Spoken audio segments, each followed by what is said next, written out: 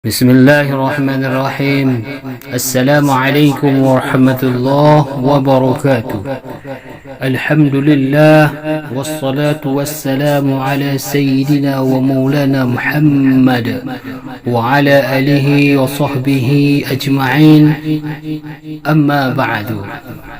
Hadirin yang dimuliakan Allah, pertama-tama yang paling utama dan yang harus diutamakan dalam rangka memperingati bulan Muharram yang penuh keagungan, yang lazimnya disebut dengan tahun baru Islam, mari kita panjatkan puji syukur kehadirat Allah Subhanahu wa taala yang telah memberikan kita banyak nikmat yang kita tidak akan pernah mampu untuk menghitung banyaknya.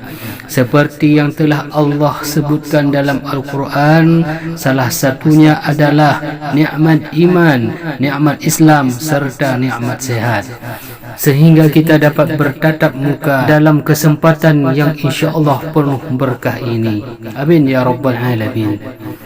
Hadirin rahimakumullah, kedua kalinya selawat serta salam semoga senantiasa tercurahkan kepada manusia yang paling baik akhlaknya, yang paling indah tutur katanya, paling santun perketinya, Nabi akhiruz zaman, Nabi yang paling mulia, baginda Rasulullah sallallahu alaihi wasallam.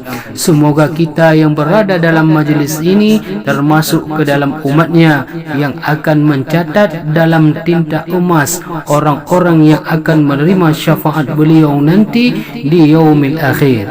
Amin ya rabbal alamin. Hadirin yang berbahagia yang dimuliakan oleh Allah Subhanahu wa taala. Hari ini kita semua memperingati hari baru Islam, yaitu 1 Muharram tahun 1445 Hijriah. Oleh karena itu, patutlah kita bersyukur kepada Allah karena kita masih diperkenankan oleh Allah untuk menikmati segala fasilitas yang telah disediakan di muka buminya dengan gratis alias cuma-cuma. Dengan memasuki tahun baru ini membuat kita sadar bahawa umur kita telah bertambah dari 1 tahun menjadi 2 tahun, yang asalnya 30 tahun menjadi 31 tahun, dan begitulah seterusnya.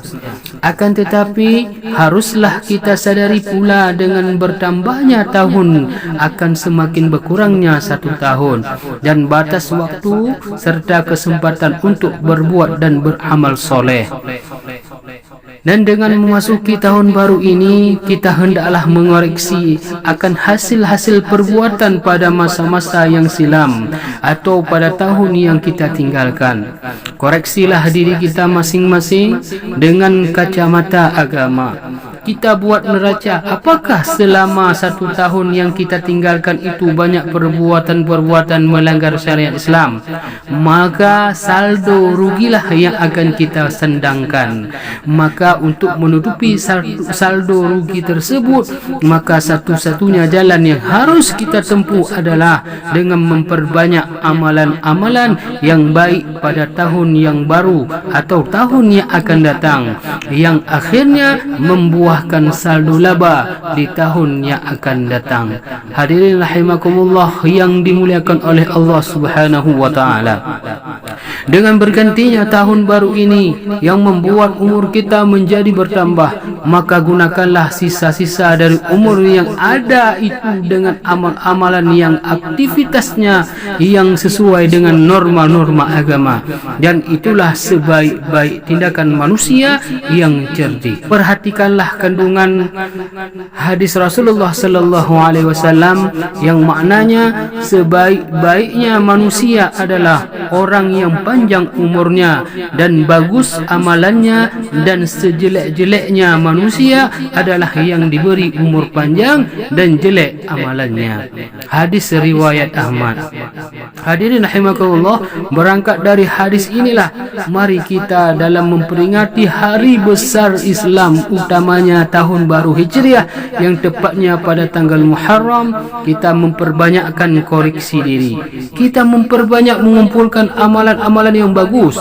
Kita isi lembaran-lembaran yang baru dengan tinta emas, dan itulah makna yang sebenarnya di dalam kita memperingati hari besar tahun baru yang sesungguhnya.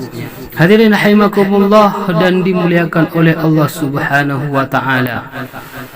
Marilah kita kenang kata Sayyidina Umar yang sudah 15 abad yang lamanya itu. Apa kata Sayyidina Umar? Hasibu anfusakum qabla an tuhasabu. Artinya, berbuatlah perhitungan terhadap diri kalian sebelum kalian akan diperhitungkan oleh Allah Subhanahu wa taala. Membuat perhitungan berarti kita mengadakan koreksi terhadap diri, usaha dan tindak tanduk kita pada masa lampau mengenai salah benarnya, sesuai tindaknya dengan perintah-perintah Allah. Kalau memang ternyata banyak menyimpang dari Allah Subhanahu wa taala, maka dalam memasuki tahun yang baru itu kita luruskan dengan kita dan kita betulkan. Kalau memang pada tahun yang baru itu sudah sesuai dengan perintah-perintah Allah, maka pada tahun yang baru itu kita tingkatkan. Jangan sampai turun mutu dan kualitasnya. Hadirin rahimakumullah, mudah-mudahan manfaat apa yang disampaikan ini, dan kita mohon kepada Allah Subhanahu wa taala kita selalu dalam lindungannya, dan kita menjadi manusia yang manfaat khususnya dan bagi kita semua pada umumnya. Amin amin ya rabbal alamin. Terima kasih atas segala perhatiannya dan mohon maaf atas segala kekurangannya. Usikum wa nafsi bi taqwallah. Wassalamualaikum warahmatullahi wabarakatuh.